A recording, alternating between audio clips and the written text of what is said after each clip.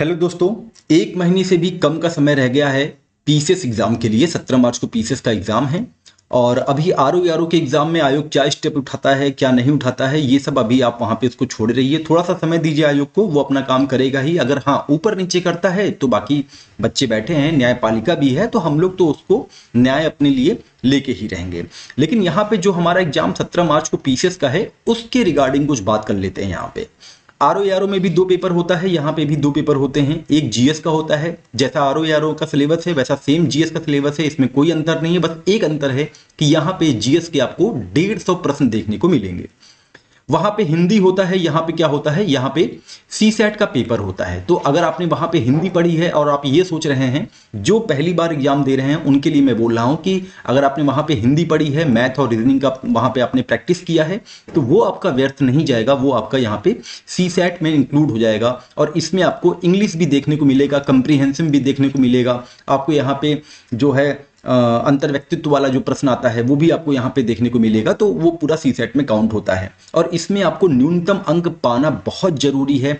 सी set की मैं पहले बात जरूर करूंगा, क्योंकि यहाँ पे मैंने कई ऐसे मतलब कि जो है अपने परिचित लोगों को देखा है जिनके जीएस में अच्छे खासे प्रश्न सही होते हैं, 95 से लेके 100 के बीच में आसपास प्रश्न सही होते हैं, लेकिन सी सेट में वो फेल हो जाते हैं, जिसके कारण उनका पीटी जो है रुक जाता है। तो सी सेट को आपको इग्नोर नहीं करना है, इसमें आपको न्यूनतम अंक प्राप्त करना ही होगा, ये आप ध्यान रखे रहिएगा। तो सी सेट आपके लिए बहुत जरूरी है, इसको भी आप ध्यान रखे रहें। अब जीएस की बात कर लेते हैं। जीएस में यहाँ पे 150 प्रश्न आता है। इतना मैं मान के चल रहा हूं कि आपने एक बार तो इसका जो है आपने अच्छे से रिवीजन कर लिया होगा, बहुत अच्छे से एक बार। अब आपको करना क्या है कि जो सेक्शन आप वहां पे छोड़ रखे थे आरओ के एग्जाम के समय में कि यार हमको इसको और अच्छे से रिवीजन करना चाहिए था, अब आप उन पोर्शन को उठाइए यहाँ पे जीएस के और उसको आप रिवाइज करिए। साथ ही कोई भी आप एक प्रैक्टिस सेट लगाते रहिए, आपको मार्केट में अनेक प्रैक्टिस सेट मिल जाएंगे विभिन्न कोचिंग के द्वारा। प्रैक्टिस सेट आप रोज लगाइए, क्योंकि देखिए होता क्या है ना, अब आयोग अपना मतलब कि लगभग हर पेपर में एक्सपेरिमेंट कर रहा है। अभी जो ये आरओ का जीएस का पेपर हुआ था, ये मतलब कि ऐसा पेपर आरओ का कभी आयोग ने नहीं लिया है। ठीक है, जो मतलब कि जिस हिसाब से उसने प्रश्न पूछे थे, डेट वाइज प्रश्न बहुत ज्यादा आ गया था। तो ये सब आयोग का गेम है, ये सब आयोग एक्सपेरिमेंट करता रहता है। इसीलिए कहा जाता है कि जो पीटी होता है ये एक प्रकार का आपका साइकोलॉजी का भी पेपर होता है। आपके ये मतलब कि मानसिक अवस्था, आप कैसे अपने आप को जो है वहां पे प्रिपेयर करते हो। अगर ऐसा जो है पेपर मिलता है तो वो केवल आपके लिए नहीं मिलता, वो सभी के लिए मिलता है। तो उसमें आपको परेशान होने की जरूरत नहीं है। आप अपने ही मित्रों से पूछिए ना कि आपके कितने ऐसे मित्र हैं जिनके जो है 100+ प्रश्न सही हो रहे हैं। तो ये फिर आपको पता चल जाएगा कि हाँ, कि जब ऐसा पेपर आता है तो सभी के लिए आता है, तो उसमें बहुत ज्यादा परेशान होने की जरूरत नहीं है। उसमें कट ऑफ कम ही जाती है। लेकिन चूंकि आरओ का पेपर जो है वो अनफॉर्चुनेटली लीक हो गया, मतलब कि वो लीक नहीं होने वाला था, लेकिन किसी की गलती की वजह से लीक हो गया, तो हम लोग के सामने आ गया। और यहाँ पे जो आप लोग सोच रहे हैं ना कि कट ऑफ जो है 120 से लेके 130 के बीच में जाने वाली थी, तो यही कट ऑफ जो है अगर पेपर लीक ना हुआ होता तो 140+ जाती। ठीक है, तो ये सारी चीजें हैं। लेकिन यहाँ पे हम बात कर रहे हैं पीसेस की, तो यहाँ पे हम पीसेस के बारे में मतलब कि बता दें, पुराने अनुभव के आधार पे जितने आयोग ने अभी तक पेपर लिए हैं 2018 के बाद से, क्या करते हैं कि 5 सब्जेक्ट उठाते हैं। एक आपका हो गया करंट अफेयर, दूसरा हो गया आपका मॉडर्न इंडिया, तीसरा हो गया आपका पॉलिटी, चौथा हो गया आपका ज्योग्राफी और पांचवा हो गया आपका एनवायरमेंट। ये 5 पोर्शन जो है ना, ये बहुत ही इंपॉर्टेंट पोर्शन है और बहुत ही इंटरेस्टिंग पोर्शन है। इसमें ज्यादा समय जो है प्रतियोगी जो है व्यतीत करते हैं। 2018 की बात करें तो अभी तक का मैक्सिमम जो जब से पैटर्न बदला है, तो 2018 में 35 प्रश्न करंट अफेयर के आए थे। तो न्यूनतम मैं मान के चल रहा हूं कि 30 प्रश्न जो है करंट अफेयर आपको पीसीएस के एग्जाम में देखने को मिलेंगे। मॉडर्न इंडिया का भी यही है, 15 से 18 क्वेश्चन एवरेज 2018 के बाद पूछा गया है। पॉलिटी में भी लगभग 20 प्रश्न पूछे गए हैं। ज्योग्राफी में भी लगभग 20 से 22 प्रश्न आते हैं। एनवायरमेंट में भी 12 से 15 प्रश्न पूछा गया है। अब देखिए, अब अगर कोई कमेंट करेगा कि नहीं एनवायरमेंट का तो कम आता है, अब भाई ये तो आयोग का मैटर है। आप उठा के देख लीजिए 2018 के बाद 12 से 15 प्रश्न आपको एनवायरमेंट के दिखेंगे। अब आरओ की बात कर ले तो आरओ का भी आप 2014 से पेपर उठा लीजिए, जितना भी हुआ है उसमें आपको 8 से 10 प्रश्न एनवायरमेंट को देखने को मिल जाएंगे। लेकिन इस बार के एग्जाम में आपका 1 से 2 प्रश्न केवल था एनवायरमेंट का, ये भी आप ध्यान रखिए। तो ये आयोग का गेम है कि आयोग कितने प्रश्न देता है। अब अगर हिस्ट्री की ही बात करें तो हिस्ट्री में एंशिएंट और मिडिवल से ज्यादा प्रश्न पूछ लिया था इस बार के आरओ में, मॉडर्न इंडिया से बहुत कम प्रश्न पूछे थे। तो ये जो है आयोग का है, उसको आयोग पे ही छोड़े रखिए। वो पेपर कैसा आता है तो वो सबके लिए आता है, लेकिन पुराने जो 2018 के बाद के पेपर हुए हैं उसके आधार पर मैं यहाँ पे ये गणना करके बता रहा हूं कि इतने प्रश्न जो है इन पांचों से आते हैं और आप आसान तरीके से इजीली आप यहाँ पे 90 से 100 प्रश्न के बीच में अपने प्रश्नों की संख्या सही कर सकते हैं। अब यहाँ पे अगर किसी का पॉलिटी वीक है लेकिन साइंस आपका जो है स्ट्रांग है तो आप यहाँ पे साइंस ऐड कर लीजिए। साइंस के भी आपको वहाँ पे 18 से 20 प्रश्न जो है एवरेज देखने को मिल रहे थे। ठीक है, तो वो आपका मतलब कि ये जो है आपका विचार है, ये आपको मैं ये जो है आपके ऊपर छोड़ता हूं कि आप उसको कैसे कवर करते हैं। लेकिन इन पांचों पोर्शन से यहाँ पे आप इजीली 90 से 100 जो है प्रश्न सही कर सकते हैं, इसको मैं यहाँ पे बता रहा हूं। अब बात करता हूं कि जो डेट वाइज, जैसे कि आयोग ने एक एक्सपेरिमेंट किया था, डेट वाइज प्रश्न जो है आरओ में बहुत ज्यादा पूछ लिया था। तो डेट वाइज जो प्रश्न होते हैं ये केवल दो जो है क्षेत्रों में बनाए जा सकते हैं। एक आपका होता है करंट अफेयर, दूसरा होता है आपका हिस्ट्री। इन्हीं दो चीजों में आपका डेट वाइज प्रश्न बनाया जा सकता है। अब करंट अफेयर के लिए क्या करना है, एक तो मैं बता दूं कि इसके लिए जो सबसे मतलब कि मार्केट में जो एक उपयोगी किताब मुझे दिखाई दी है, एक तो वो दृष्टि है आंख वाली। आपने देखा होगा कि आंख वाली दृष्टि आती है, वो बहुत अच्छी किताब है। उसमें जो है जुलाई से लेकर अब तक का पूरा अच्छे से कवर किया गया है। और दूसरी जो है वो क्रॉनिकल है। क्रॉनिकल में भी बहुत अच्छा दिया गया है, आप इन दोनों को अच्छे से कवर कर सकते हैं डेट वाइज के लिए। उसमें डेट भी बाकायदे दिया गया है। दूसरा, अब किन किन चीजों पे हमको डेट याद करनी है ये आपको बता दूं मैं। एक तो पीएम मोदी जहां भी गए हों, जुलाई से लेकर आपका जनवरी फरवरी तक का ले लीजिएगा पीसीएस के लिए। फॉरेन मिनिस्टर जहां भी गए हों, साथ ही आपके प्रेसिडेंट जहां भी गए हों और किसी भी कंट्री में जाते हैं और अगर कोई इंपॉर्टेंट संधि होती है या कोई ऐसी संधि होती है जो कि पहली बार हो रही है, या फिर कोई ऐसा देश होता है जहां पे 30 साल बाद 50 साल बाद ऐसे स्टेटमेंट आते हैं ना कि 50 साल बाद कोई प्रधानमंत्री गया, उस प्रकार से। जैसे आज की मैं बता दूं तो आज जो है ग्रीस के प्रधानमंत्री जो है इंडिया आ रहे हैं, और वो भी जो है 15 सालों बाद तो आ रहे हैं। तो कुछ इंपॉर्टेंट संधियां यहाँ पे होने वाली हैं, तो ये फैक्ट आपके लिए इंपॉर्टेंट हो जाएगा।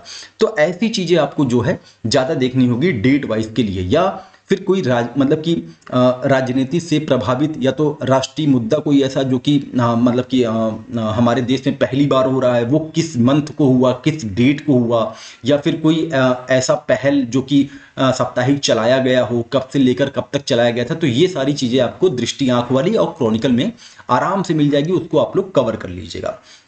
अब देखिए करंट अफेयर की ही मैं बात कर रहा हूं यहाँ पे, तो अक्सर आयोग जो है सूचकांक से प्रश्न बनाता ही बनाता है। ठीक है, अक्सर आयोग जो है पुरस्कारों से प्रश्न बनाता ही बनाता है, लेकिन आरओ के एग्जाम में नहीं दिया था, एक भी प्रश्न नहीं आया था आरओ के उसमें एग्जाम में। तो ये आयोग का जो है गेम है, मतलब कि उसको आप आयोग पे छोड़े रखिए। तो आप यहाँ पे ये नहीं कह सकते हैं कि जो मैं बता रहा हूं एकदम एग्जैक्ट वही आएगा, लेकिन जहां से डेट वाइज प्रश्न बन सकते हैं उसका मैंने यहाँ पे एक छोटा सा जो है विवरण दिया है। अब हिस्ट्री की बात करें तो हिस्ट्री में जितने भी इंपॉर्टेंट युद्ध हुए हैं, चाहे वो मिडिवल में हो, चाहे वो एंशिएंट में हो, चाहे वो मॉडर्न इंडिया में हो, ये मैंने अच्छे से वहां पे कवर करवाया है। आप लोग हिस्ट्री वाले प्लेलिस्ट में जाके देख सकते हैं, वहां पे आपको डेट भी मिल जाएगी। साथ ही मॉडर्न इंडिया की बात करें तो वहां पे मैंने काल क्रमेण घटनाक्रम करवाया हुआ है। आप लोग जाके अभी तक नहीं देखे हैं, पहली बार आए हैं तो उसको जाके कवर करिए, वहां की डेट बहुत इंपॉर्टेंट है। जैसे अभी रिसेंटली जो 2023 में एग्जाम हुआ था उसमें आपका जलियांवाला बाग हत्याकांड पूछा था, होम रूल आंदोलन पूछा था, साथ ही आपका मोपला पूछा था। तो ये डेट वाइज उसने काल क्रमेण के पूछे हुए हैं, तो ये जाके आप वहां पे कवर कर सकते हैं। तो इन्हीं दो पोर्शन से जो है डेट वाइज प्रश्न बन सकता है। जितने अच्छा करंट अफेयर में सम्मेलन भी आप लोग ध्यान रखिएगा कि सम्मेलन, अगर कोई ऐसा सम्मेलन जो कि पहली बार भारत में हो रहा है, या फिर एनवायरमेंट से ऐसा रिलेटेड कोई सम्मेलन है जो कि एग्जाम के पॉइंट ऑफ व्यू से इंपॉर्टेंट है, तो उसका भी डेट आप जो है याद कर सकते हैं। और यही दो तरीका है आयोग के तोड़ का कि डेट वाइज प्रश्न हम कहां से कवर करें। तो यहाँ पे मैंने बता दिया कि इन 5 पोर्शन से आप इजीली जो है 90 से 100 के बीच में कवर कर सकते हैं। साथ ही जो डेट वाइज आयोग ने अभी एक नया पैटर्न निकाला कि उनकी संख्या ज़्यादा कर दिया था, तो वो तो उसका तोड़ ये है कि आप जो है दृष्टि और क्रॉनिकल से, जो आप भाई आप इतने वर्षों से पढ़ रहे हो, आप इतना टाइम से पढ़ रहे हो, आपने समीक्षा अधिकारी में अच्छे से करंट अफेयर कवर किया है, तो वो आपको देखते ही लग जाएगा कि नहीं ये एग्जाम के पॉइंट ऑफ व्यू से इंपॉर्टेंट है, ये जो साप्ताहिक सम्मेलन हुआ है ये इंपॉर्टेंट है, ये जो हमारा क्या बोलते हैं अभी अमृतकाल चल रहा है। अब देखिए, अच्छा हिस्ट्री में सॉरी थोड़ा सा हिस्ट्री के ऊपर हम बात कर लें कि हिस्ट्री में उसने 2 व्यक्ति विशेष में पूछ लिया था। एक तो आपका बंकिम चंद्र चटर्जी जी के बारे में पूछ लिया था, दूसरा तुलसीदास जी के बारे में पूछ लिया था आरओ के एग्जाम में। तो अमृतकाल चल रहा है, अमृत महोत्सव मनाया जा रहा है, तो अब उसमें तो बहुत से हमारे ऐसे हिस्टोरियन मतलब कि व्यक्ति हैं जो कि हमारे एग्जाम के लिए इंपॉर्टेंट हो सकते हैं, तो आप कितनों का याद करोगे। तो ये मैं मतलब कि इसीलिए कह रहा हूं कि ये आयोग का है, उसको आप आयोग के ऊपर ही छोड़े रखिए। लेकिन जितने भी मुख्य मुख्य हैं, जैसे आपका राजा राम मोहन राय हो गए, बंकिम चंद्र चटर्जी हो गए, भगत सिंह हो गए, चंद्रशेखर आज़ाद हो गए, नेहरू जी हो गए, तो सुभाष चंद्र बोस हो गए, महात्मा गांधी हो गए, तो ऐसे जितने भी पर्सन हैं उनकी अगर आप जो है मतलब कि उनका योगदान, उनकी जीवनी अगर आप देख सकते हैं, तो हिस्ट्री के पॉइंट ऑफ व्यू से आप लोग उसको जरूर कवर कर लीजिएगा, ये भी आपके लिए इंपॉर्टेंट हो सकता है। साथ ही ज्योग्राफी की बात कर लें, तो ज्योग्राफी का जैसे मैंने पहले बताया था, आपने समीक्षा अधिकारी को देखा होगा, समीक्षा अधिकारी के पेपर में अफ्रीका महाद्वीप से 3 प्रश्न उसमें आए हुए थे। तो अफ्रीकी कंटिनेंट आपके पीसेस के लिए भी इंपॉर्टेंट है, आप उसको भी कवर कर लीजिएगा। इस बार विक्टोरिया झील पूछ लिया था, हो सकता हो कि इस बार जो है अफ्रीकी कंटिनेंट में जितने भी झील हैं उनका पूर्व से पश्चिम क्रम पूछ ले, उत्तर से दक्षिण क्रम पूछ ले। फिर से जो है लैंडलॉक जो बोलते हैं क्या बोलते हैं लैंडलॉक कंट्री होती हैं दक्षिण अफ्रीका की, उसमें अफ्रीकी महाद्वीप में, उसको जो है क्रम पूछ सकता है, राजधानी पूछ सकता है। मतलब कि प्रश्न बनाने का तरीका तो आयोग ही डिसाइड करेगा, लेकिन अफ्रीकी कंटिनेंट तब भी आपके लिए बहुत इंपॉर्टेंट है, उसको आप लोग जरूर कवर कर लीजिएगा। साथ ही कोई भी ऐसी कंट्री जो कि बहुत ज़्यादा चर्चा केंद्र रही है, तो उसको आप लोग मैप में जरूर देखिएगा, वो भी आपके लिए जो है इंपॉर्टेंट हो सकता है। अब पॉलिटी की बात कर लें। पॉलिटी में जैसे मैंने समीक्षा अधिकारी में बताया था, सेम वही पैटर्न आपको करना है। पॉलिटी में जो भी न्यूज़ लगातार कवर हुई है अभी, जैसे राज्यों में चुनाव हुए हैं तो चुनाव आयोग पढ़ना है, आर्टिकल आपको याद होने चाहिए अच्छे से, अमेंडमेंट आपको याद होना चाहिए, जितने भी इंपॉर्टेंट अमेंडमेंट हैं, जितने भी भाग हैं वो आपको याद होना चाहिए, जितनी भी सूचियां हैं वो आपको याद होनी चाहिए। तो ये सारी चीज़ें जो है आप लोग अच्छे से कवर पहले भी कर चुके होंगे, इसमें भी आप लगातार रिवीजन करते रहिए, साथ ही प्रैक्टिस सेट लगाते रहिए। तो जीएस का पेपर क्या होता है कि वो मतलब कि जो है आयोग ही मतलब कि वो बता सकता है कि हम उसको किस प्रकार से कोई भी प्रश्न पूछ सकते हैं। जैसे करंट अफेयर में उसने भी क्रोनोलॉजी का क्रम पूछ लिया था कि निम्नलिखित को उनके जो है देहांत के क्रोनोलॉजी क्रम में लगाएं, पूछा था ना, बिंदेश्वर पाठक जी का नाम था उसमें, सीआर राव जी का नाम था। तो ऐसे जो है वो एक एक्सपेरिमेंट किया है क्वेश्चन का, ये एक नया प्रकार का प्रश्न देखने को मिला है, लेकिन ये करंट अफेयर का प्रश्न था। तो वो उसमें मतलब कि ये जो है आयोग का है कि आयोग कैसा प्रश्न पूछता है, लेकिन आपको अपने हिसाब से तैयार होना पड़ेगा। तो फिर मैं यहाँ पे मैंने 2 प्लेलिस्ट तैयार की है, एक तो यूपी स्पेशल की प्लेलिस्ट तैयार की है, दूसरा हिस्ट्री की प्लेलिस्ट तैयार की है। हिस्ट्री में भी मॉडर्न इंडिया के मैक्सिमम पार्ट हो गए हैं।